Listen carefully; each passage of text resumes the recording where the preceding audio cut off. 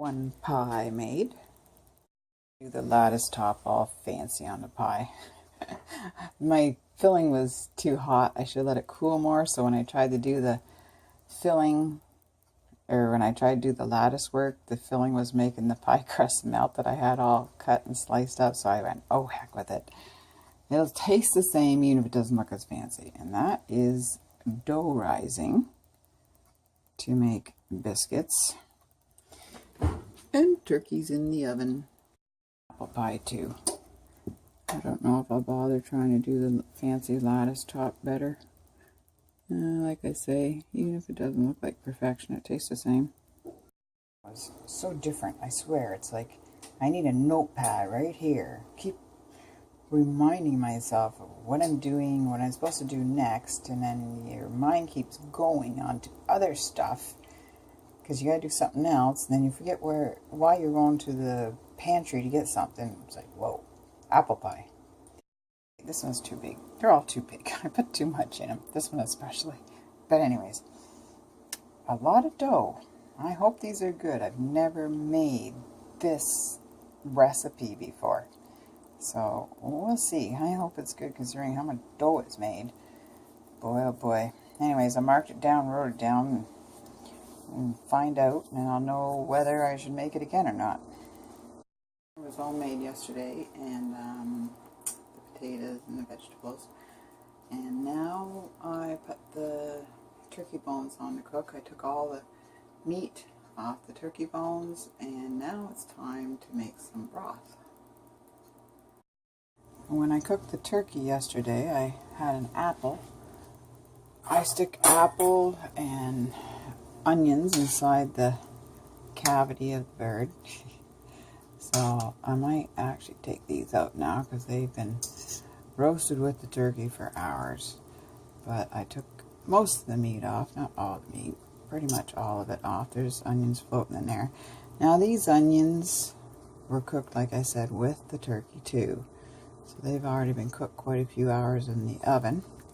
But I'm going to use this for soup mixes, soup and stew mixes, not the apple. I'll take the apple out. The apple just is flavoring for when I cook the turkey. I put a little bit of lemon juice in it, and like I said, the apples and the onions. There should be a big old whole onion, I think, in here. Unless I took it out and put it in with the meat, there should be a whole onion in here too. I think I used about 3 of them, cut some up. And I stick the onion underneath the skin. I pull the skin up on the turkey, I slice the onion up, and I tuck it into the skin.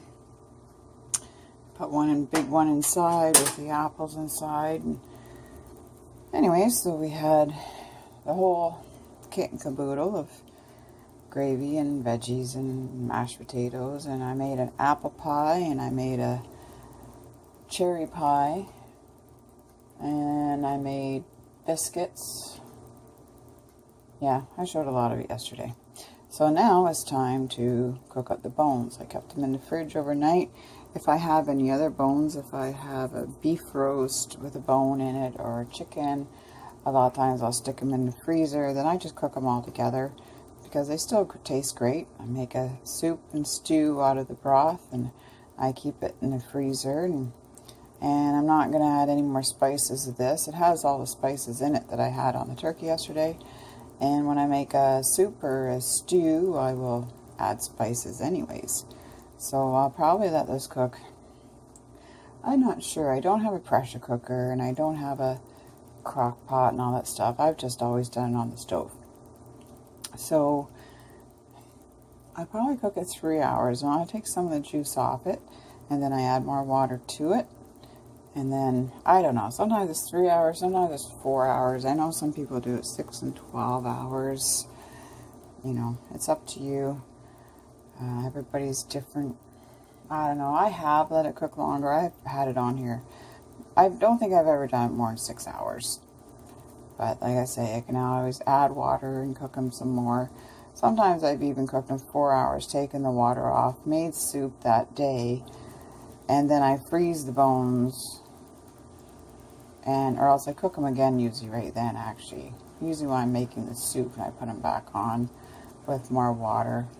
But anyways, try to get all the goodness out of the bones that I can. That's the carcass of the bird though.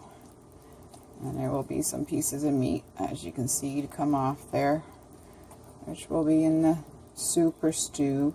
Sometimes I just grab like a chicken breast or two or something, and then, or a couple chicken legs or something, and I'll cook them up if I want more meat in the soup or stew. Just grab a couple of them, cook them up, tear the meat off, and add it to the soup or stew if I need more meat. I'll probably soak some, these are beans, black beans, and barley. I'll probably soak the barley overnight too when I'm going to make the soup.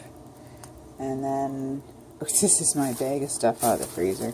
I have been going outside and burying some of the banana peels.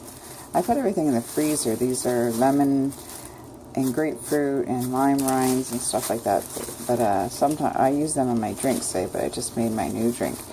But I have buried some of those in the ground. I put garlic and onion skins around the bananas, trying to keep the raccoons and skunks away. But anything that I don't get out in the garden, I can't have a composter here, which is horrible. I peeled all those potatoes yesterday, no composter. I had a really hard time throwing it all away. I want to compost it all, and I can't living here in these units. Today is Thanksgiving Monday, but we had our Thanksgiving dinner yesterday. We have lots of leftovers, and when I make this stew or soup, maybe I'll get back on here and film some of that. But as for right now, I really should go downstairs and get on the treadmill and try to work off a little bit of that turkey and mashed potatoes, which I usually don't eat mashed potatoes because it goes straight to the tummy.